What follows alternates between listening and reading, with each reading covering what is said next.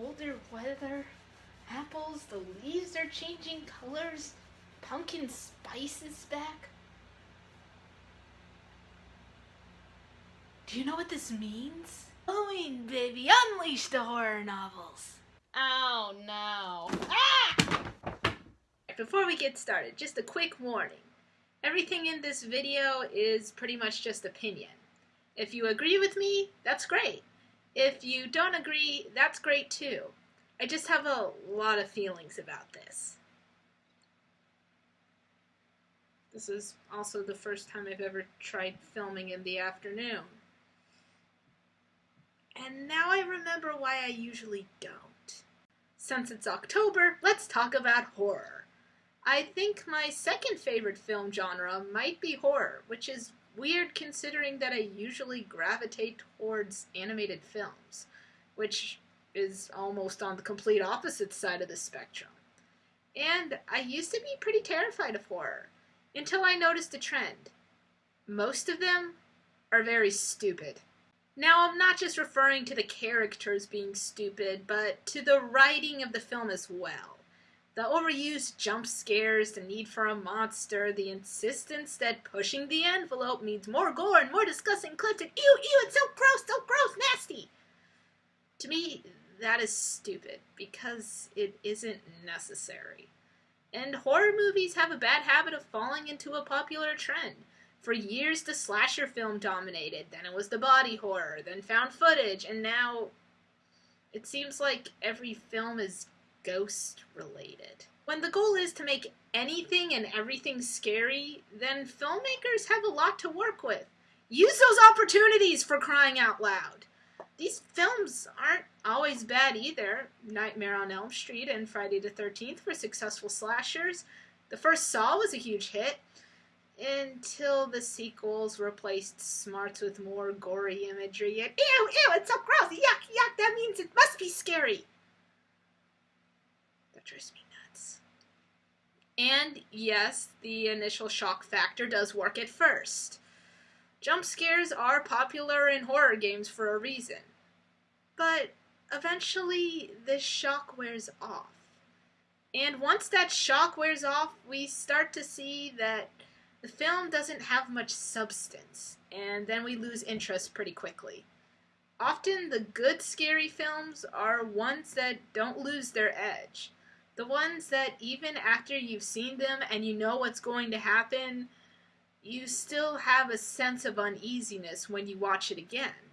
For me, psychological horror is the best way to provide lasting scares. The idea of psychological horror is to specifically get into one's head. The ultimate result is to have an audience leave the theater questioning if they would make better choices, worse choices, or the same choices in that scenario. The frights come from facing our own darkness and realizing that it's all too easy to succumb to disturbing desires. That's only one part of a lasting, successful, scary movie, and another part is characters. Watching characters run around and scream is entertaining, but they aren't very relatable.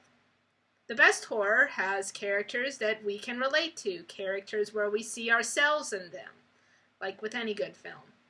Now, when the characters start to get murdered and tortured, we care and we want them to get out alive. And I have a hard time caring for characters that were asking for it. It's, that inner justice feeling. They were jerks, so they're paying the price now.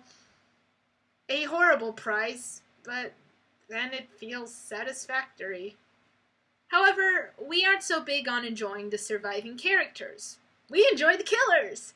You have kids dressing up as Ghostface on Halloween, and most of them don't really know who Ghostface is, but who cares? It's cool. It's fun to enjoy a horror icon. But why is that? That's where the third element of a true scary movie comes in, and that is relating to the killer. Just the idea that as an everyday person I could possibly relate to a murderer is pretty jarring. But when you think of the motives, most killers do have relatable motives.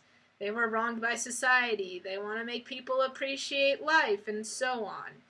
The only killer aspect that we can't relate to is just killing for the sake of killing. And if you can relate to that, you might want to find some help.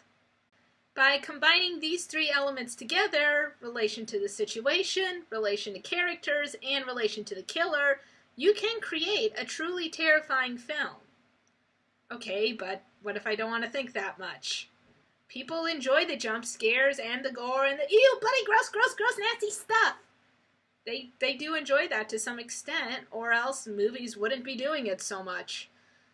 There's nothing wrong with that, but for me, I like my horror to have a little more substance and weight on the situation to make it a truly terrifying film.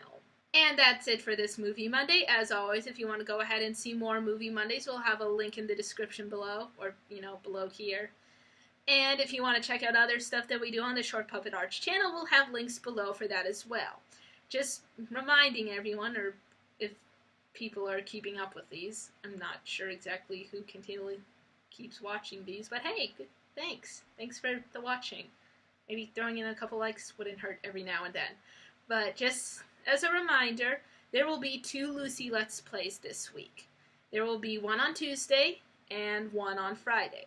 So we're doubling it up for the spookiness, and Lucy wanted to do more stuff, so couldn't say no to that.